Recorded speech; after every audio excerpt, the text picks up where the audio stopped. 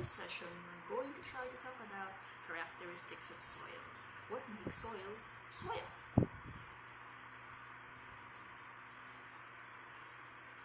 My laptop's being ruined, so there we go. So we have 4 characteristics of soil that we're going to be talking about today. Color, texture, structure, acidity, and alkalinity. Now in any case, color is the most visible characteristic of soil. Now here we talk about how it reflects the soil's physical and chemical characteristics. So the color of the soil actually indicates which chemicals are it rich in, for example.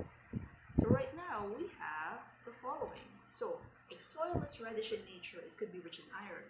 And that the following, if you check at the table right here, there's even blue soil. Amazing, blue soil. So here are the following examples. Here in Sagada, there's actually a hill of blue soil as well. And from there, we can actually infer that it could be that oxygen has been removed from the soil, which is not necessarily a good thing if you think about it. So we also have soil texture. So when we talk about soil texture, we can actually determine what are the sizes of the particles in the soil. So oftentimes, the smoother the soil is, the smaller, the finer the soil particles are. So from there, we can actually have an idea as to the composition of the soil, what kind of particles are there. So generally, there are 4 ways to classify your soil texture. So it can vary from gravel, which is the largest, sand, silt, and finally clay, which is the smallest.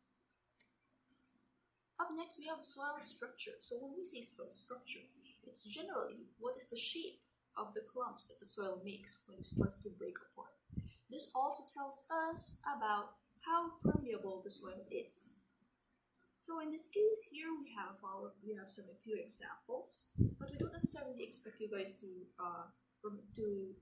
have an in-depth understanding first of the different types of soil of your soil structure. But just know that they can be classified accordingly.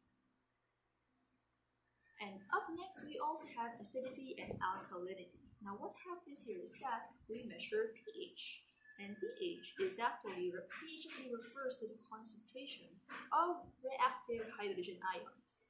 And at the same time, we have different levels to it, 0 to 14 per se. So soil can either have lower pH or higher pH. So it depends on the ions that are present there.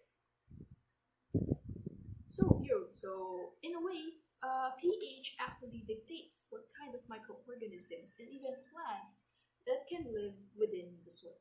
So these are very important factors as well. Now, oftentimes, if it has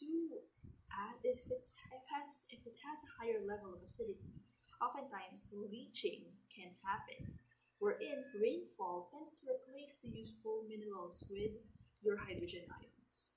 So in a way, the useful minerals are actually swept away by the rain. And those are actually the minerals that the plants and the microorganisms need to survive. And that what happens is that if those organisms die, eventually the soil loses its rich properties. And that these are the following effects on the plants and your microorganisms or your bacteria.